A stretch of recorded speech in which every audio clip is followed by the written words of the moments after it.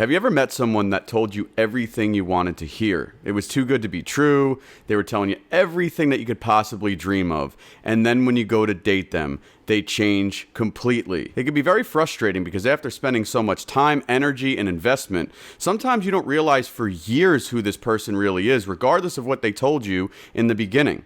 The worst thing is when someone sells you on being someone or something that they're the complete opposite of. Today we'll be talking about psychological and statistical proven ways to get through someone's BS when you first meet them. How to tell if they're lying, how to tell if they're making up a story, and how they're pretending to be someone that they're really not by analyzing patterns and habits solely. For those of you, if it's your first time, I welcome you. For those of you, if you're back, as always, welcome back. My name is Joe. I'm an entrepreneur, investor, business, life, and relationship coach. First thing we want to establish, guys, is what do we mean by patterns and habits?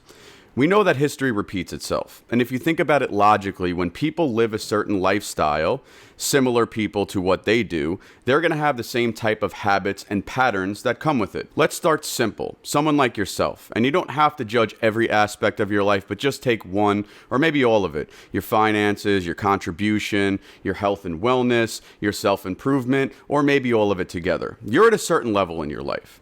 And that requires certain habits and certain patterns. Now, what do we mean by that? You go out through your life and you have certain habits that you do to make you a certain amount of money, get you in the certain shape that you may be or the certain health and wellness that you are, get you to a level of self-improvement, mindset, etc. Now, if you surround yourself with people that are on the same level as you, you're going to see patterns. What do we mean by patterns? You're going to notice that when someone's on your level and you can relate to it, the people that are also on your same level are going to have those same patterns. The reason they're going to have those same patterns is because those patterns of habit lead to the results that you currently have. We always seem to find, and we got to be careful, that we meet people that overcompensate for who they are. They always lead us to believe that they've got more money, they're more successful, they're more qualified, any aspect in life than what they really are. This is to overcompensate their insecurity that they may not be good enough for you for who they truly are. So I need to overcompensate who I am to make you like me, because I don't genuinely believe that you'd like me if I told you who I really was. So instead of working on myself, I'm just going to lie to you. Not sure? Take a certain circumstance that you're thinking about right now. Relate to anything in life where someone has success. And when I say success, guys, it doesn't just mean money. There's a lot of things in life that make up a successful person. It's finance, it's health and wellness, it's spiritual, the whole kit and caboodle, right? But just take anything. If somebody tells you they've got millions of dollars, but conveniently, and this is the biggest one I see with clients and friends and whatnot, I've got all this money, but it's not accessible to me right now. All right. They may be true. Most of the time, that's not the case, because if someone's got something, they have something to show for it. But let's just say this person's telling the truth, right? Knock on wood. Okay. What do the patterns of somebody with that level of finance look like? How do they spend their day to day? I could tell you that anybody that's heavily invested in their career and have high levels of income don't have a lot of time to sit around.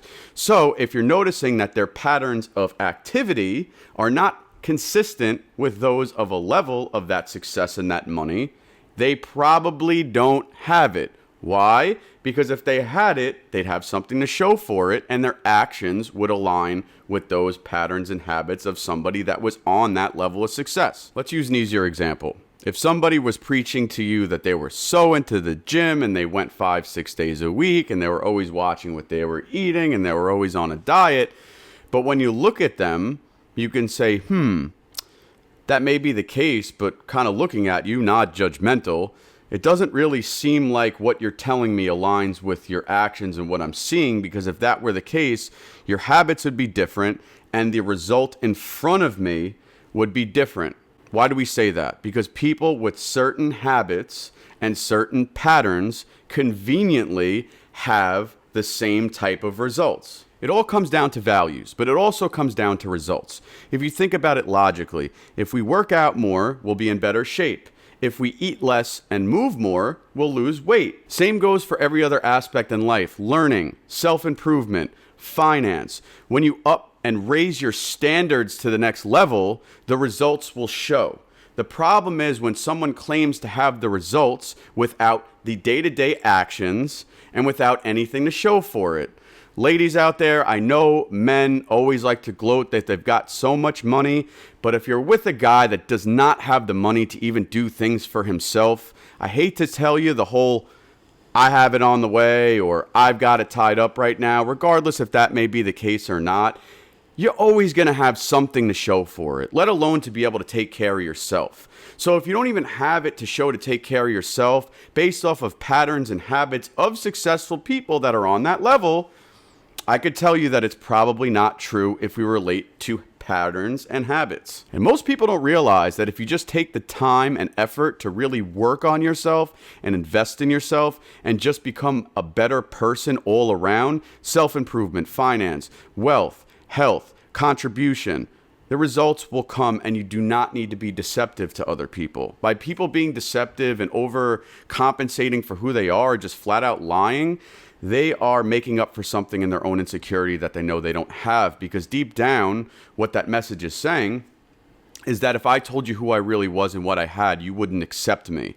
So this false persona of reality that they put out can only last so long, because when push comes to shove, if someone tells you that they're on a certain level of making money, at some point to move the relationship forward, they're going to have to act as such, because your plan is going to be in line with what they're saying. Hope this video was helpful, guys. This was just another freelancing video I do on occasion.